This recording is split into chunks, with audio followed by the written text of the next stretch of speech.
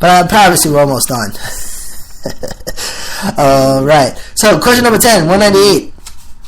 Stenhouse Jr., 17 car at turn 4. He had an incident right there, actually, and then the 98 and the 17 into each other. Oh, excuse me. The 98 and the 7 go into each other, and the 17 goes into the inside wall. Okay, there was 2 different incidences that brought out this flag. Stenhouse Jr., the 17 car, turn 4. He goes into the inside wall, all right? And then at the same time, you had the 98 and the 7 car going into each other. The 98 TJ Bell and the 7 car of Alex Bowman. So you had 2 separate incidences, and that brought out the 10th caution. And the race would restart at lap 203. And then question number 11, all right. I'm kind of skipping over some stuff to get it moving a little bit. Question number 11 will come out lap 207, turn 2, a wreck between the 16 and the 18, Greg Biffle and Kyle Busch, respectively. Carl Edwards is the beneficiary there. Okay, and then you had a race off pit road at lap 209, 22, Joey Logano, the winner right there. Greg Biffle, I think he got popped for pitting too soon. I put a question mark on there for some reason. And then the race would restart at lap 212. But then, and then it would stay green for a little while, until lap 228 when question number 12 would come out, and this was Chase Elliott, and if I'm not mistaken, this would knock Chase Elliott out of the race. He goes into the wall between turns 1 and 2 with significant damage. And then a race off pit road, lap 231, Kevin Harvick takes that one, followed by the 22, the 48, the 41, and the 2, Logano, Johnson, Kurt Busch, and Keselowski. And as lap 243, it was announced that Chase Elliott is officially out of the race, and the race would restart at lap 238. And of course, Chase Elliott taking over the 24 car next year after the retirement of Jeff Gordon. Question 13. Question 13, lap 248. The number 6 car, Trevor Bayne, he loses and spins at turn 3 with a flat rear tire. I think it was a right rear tire. David Gilliland is the beneficiary there in the 38 car. And, lap 246, there was a glass bottle. There was a report, Jeff Gordon to crew, quote, somebody threw like a glass bottle out there. I ran over it. It was some kind of bottle, end quote.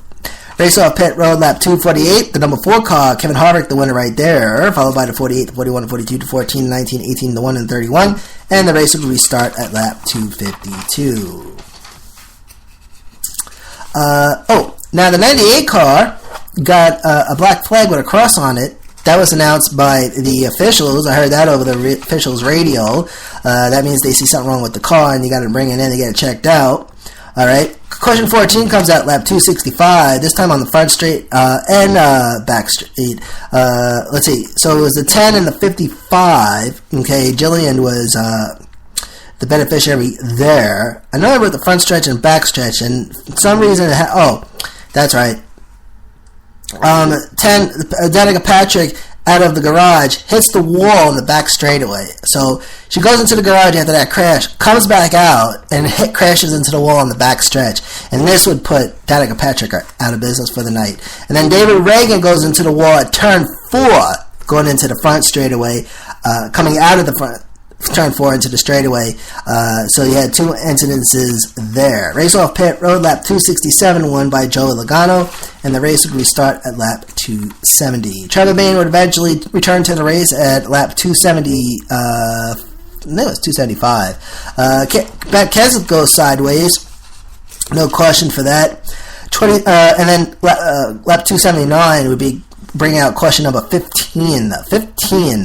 55, David Reagan on the front straight loses it and goes into the inside wall by the start-finish line, and there was flames. On the radio, the officials were calling for the fire truck. No beneficiary at that time since all drivers were on the lead lap, and then the 55 car had to get towed, and then restart lap 280. Caution 16, lap 300 for debris. Keselowski hits the wall, though, before the caution came out. Alex Bowman is the beneficiary there. And then a race off pit road at lap 302, won by Burt Keselowski, the number 2 Ford. And then something happened with the 20 car on pit road, too. I forget what it was. I wrote it down.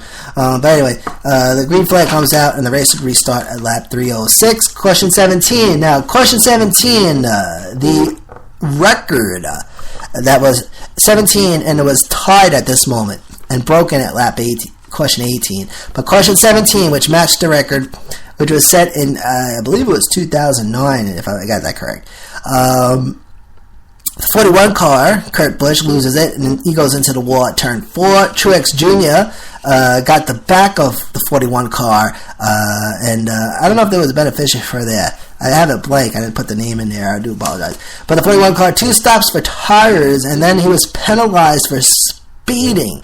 So he came in the first stop for right tires, went back out, came back in to get left tires. Okay, so two trips to pit road, and then in the midst of all that, gets popped for speeding, and that was at lap 311, and the race will restart at lap 312. Okay, so caution 18 will come out lap 356, and this would set the new record for cautions at Darlington. Turn 2, Jeb Burton into Jimmy Johnson. Jeb Burton in the 23, of course, Jimmy Johnson, well known, the 48, and the incident occurred between turn 1 and turn 2. Race off pit road at lap 357, Carl Edwards takes it, and then the green flag comes out lap 59. And then top 3 at lap 360 was Carl Edwards, Denny Hamlin, and Brad Keselowski. Carl Edwards with a .471 second lead, which climbed to .75 second lead, .471 at lap 361, and then .75 at lap 365. The white flag would come out lap 366, and then it's all said and done at lap 367, and the winner, Carl Edwards, Brad Keselowski, Denny Hamlin. So 11:53, that race finished up. So I guess you want to do some mathematics. We'll just say it was 4 hours. Obviously it was 4 hours.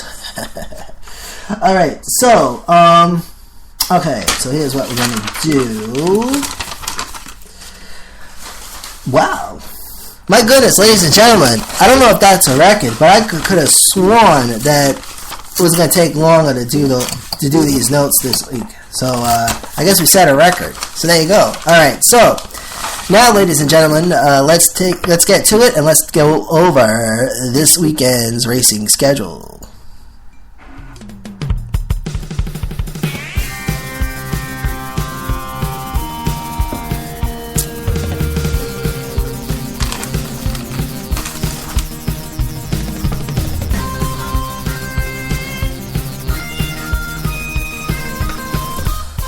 Welcome everybody back, and of course this weekend coming up, the NASCAR Xfinity Series and the Sprint Cup Series heads to Richmond International Raceway, located in Henrico County in the Commonwealth of Virginia. Capacity is 71,000 and was opened in 1946.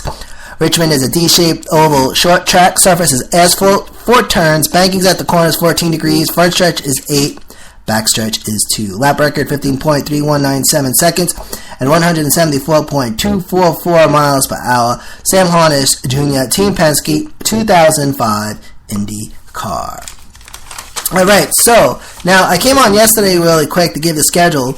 But first some other interesting facts about Richmond. Richmond had some other names before it was called Richmond. In fact, from 1946 to 1955, it was known as the Atlantic Rural Exposition Fairgrounds. 1955 to 63, it was known as the Atlantic Rural Fairgrounds. And then 64 to 68, the Virginia State Fairgrounds. And then 69 to 88, the Richmond Fairgrounds. Alright, so now, ladies and gentlemen, the Racing Podcast proudly presents the racing schedule. Okay, so as we speak right now, at 8:09 p.m. Eastern on Friday, it's the Virginia 529 College Savings Plan 250 with 250 laps scheduled. Okay, and that right now is on NBCSN and MRN, and they are currently in lap 43. I got keeping track on mobile device, Okay, they just went into lap 44, and the caution's out as we speak.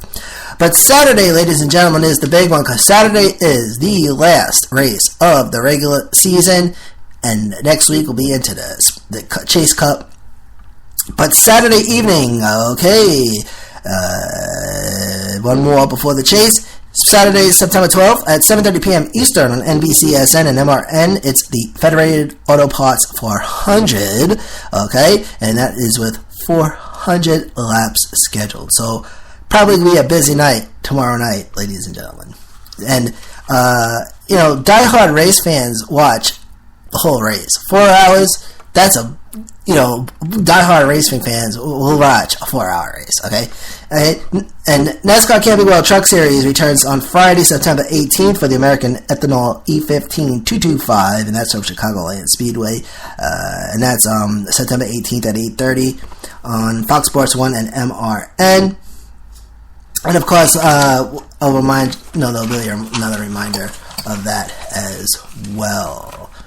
Alright, so how are we going to do this? Alright, now, I do have the driver standings for Xfinity, but they're racing right now, so we'll skip that. I also got the Camping World Truck Series, but they haven't raced in 2 weeks, and so the standings have not changed, so we'll skip that. So what we'll do is we'll go over the Sprint Cup Series, and then we'll just go into the final stretch segment. So we're going to switch it up a little bit this evening, right? So the NASCAR Sprint Cup Series driver standings, top 10 as follows, okay? First place is Kevin Harvick in the number 4 Toyota with 948 points. Second place, Joey Logano in the 22 car, 906 points. Dale Earnhardt Jr. in third place in the 88 car with 855. Brad Keselowski, fourth place, number 2 car, 837. Jimmy Johnson, fifth place, the 48 car, 817. Sixth place, Martin Truex Jr., the 78 car with 806 points. Seventh place is Matt Kenseth, the number 20, 776. Denny Hamlin, 8th place, the number 11 car, 754 points. 9th place, Kurt Busch, the 41 car, 752. And 10th place, J.M. McMurray, the number 1 car, and he's with 726. From 11th to 15th place, in order, you have Ryan Newman, Carl Edwards, Jeff Gordon, Paul Menard, and Clint Boyer. 16th to 20th place in order, Eric Almirola, Casey Kane, Greg Biffle, Kyle Larson, and Austin Dillon. And then 21st to 25th place in order, AJ Allmendinger, Casey Mears, Danica Patrick, Tony Stewart, and David Reagan. Manufacturer standings for the Sprint Cup Series, NASCAR Sprint Cup Series, manufacturer standings as follows. First place is Chevrolet with 1,106 points. Toyota is in second place with 1,043. And third place sits Ford with 1,039. Alright, so that's that. So we got a little bit of NASCAR news for you, so we'll take a quick break, and then we'll just fire up the final stretch segment. Racing Podcast continues next.